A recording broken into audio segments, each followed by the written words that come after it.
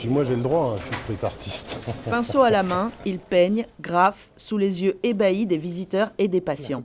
Deux collectifs, Bitume Street Art et Art visuel et contemporain, mettent le street art à la portée de tous, dans un lieu insolite. L'hôpital comme un prolongement de la rue, avec des contraintes de logistique et de sécurité très différentes. Ici, on n'utilise que des peintures bio. Je travaille ici avec ce genre de peinture parce qu'il n'y a pas d'odeur. C'est pas des peintures agressives qui sont chargées à l'acétone, quoi, en gros, quoi. Donc voilà, et alors le problème, c'est que comme c'est une peinture qui est liquide, qui est assez fluide, ça crache énormément en sortant de la bombe. Donc c'est très compliqué d'avoir un trait net. Coup double pour cette initiative qui contribue à faire connaître la richesse créative de ces artistes et apporte à chacun un moment d'évasion, un instant de gaieté dans des moments parfois difficiles. C'est très agréable, ça nous fait patienter intelligemment, disons, voilà. Et puis ça déstresse peut-être un petit peu, voilà.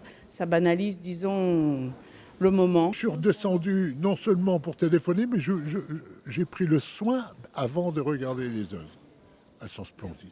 Ça me fait du bien au moral, mais je pense bien. Je pense bien. Une partie de la vente des œuvres exposées sera reversée à l'association Fonds Montsouris pour participer à la recherche médicale. Accessible à tous, l'événement dure 4 mois. L'hôpital est un lieu de soins, il est aussi un lieu de vie.